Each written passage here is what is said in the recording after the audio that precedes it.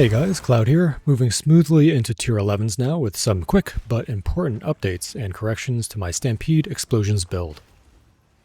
First off, when you take the Shattering Blow notable, you don't actually need the increased armor break wheel above it in order to make Armour Explosion self-chain, because it turns out that normal and magic monsters triple and double the armor break they receive. It's in the advanced tooltip for armor break. Reading is magic. Getting 100% increased armor break is still needed if you want to break rares and bosses to boost your Hammer of the Gods and to continue using exploit weakness support on it, but I personally don't think that's worth spending the extra passive points on. Given this new information, I would generally not suggest using Devastate support unless you just want to try out the interaction before respeccing. If you're already in the area on the passive tree taking Resolute Technique, then it's better to simply take Shattering Blow and use that extra support slot for more damage.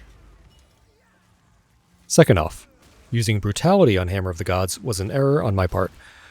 Brutality turns off all elemental damage the skill deals, which means it will turn off the elemental damage from Infernal Cry, and we don't want that. So use another support like Aftershock instead.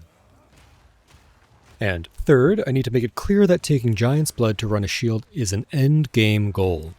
Giant's Blood requires a lot of good strength gear and passive points to make work.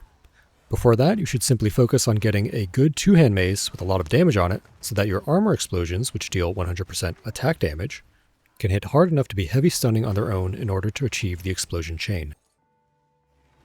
Aside from that, I've been smoothly moving into tier 11 mapping now. One notable change I've made to my gear is that I'm now running a The Surrender shield, which is definitely extremely good for its 4% life recovery on block modifier once you can start investing into block chance. I also finally looked at jewels, and they are crazy powerful. You can get basically a notable's worth of value out of one jewel with 4 good modifiers. And they can provide some very difficult to find modifiers like Rage when hit and Rage on hit. I traded for these Rage jewels and invested 4 points on the tree into the slower Rage loss passives, and I'm finding it provides quite reasonable Rage uptime for clearing purposes, which also means my Infernal Cry's Enraged Warcry is also turned on in practice. Perfect Strike is still holding up for single target, by the way. It often just one-shots things on its own, so you don't even need to do any sort of pre-stunning or combo with Hammer unless it's a big boss. I started using Concentrated Effect on it, and it definitely does improve the damage. However, it's noticeably more painful to use versus Temporal Bubble enemies, because you really need to get all the way in there to get the strike off. So while I'm not sure I'd suggest it on a 5 link, supports are looking very tight for its full 6 link, so it'll probably become a necessity. In which case I imagine it's better to get used to the smaller area of effect sooner rather than later. Another major change is that I've switched the Crushing Blow and Surprising Strength Ascendancy points over to Hulking Form. Crushing Blow is good when you're lacking the necessary damage to trigger the explosion chain in a single Stampede, and it was more useful to me when I was starting mapping with rather terrible solo self-found gear. But I'm currently not having issues getting my explosions going.